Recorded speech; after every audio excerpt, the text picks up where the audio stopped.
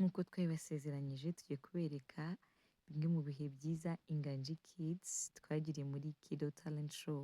Ni igitaramo cyateguwe ku cyumweru ku itariki 10 cyabereye muri Kepla, natwe Inganji twaracyiteguye and it was a vibe.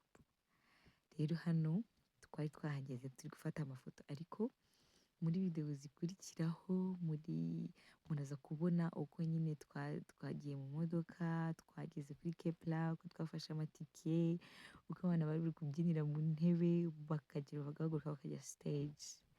You people, it was a vibe.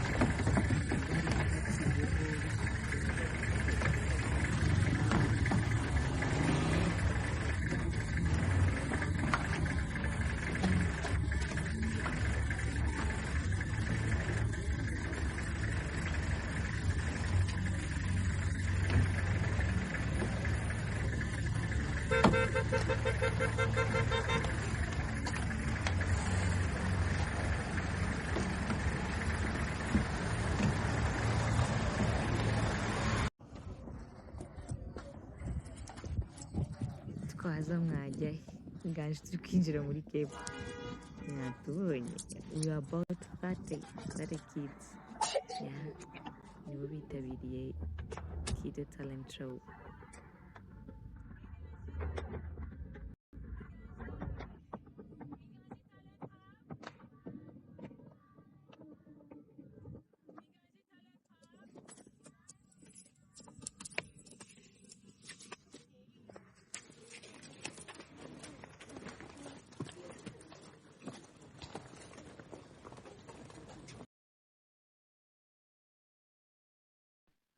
Aha rero niho bari bagenyeho kwifotoreza, and of course Inganji ntabwo twari gucika, twakoze pairs z'abantu babiri and then turya amafoto.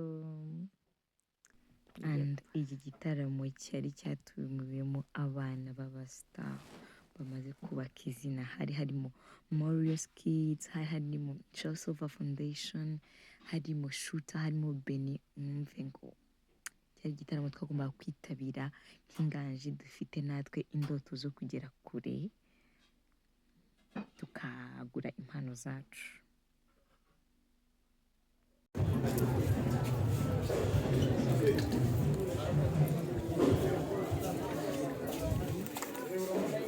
The view is awkward.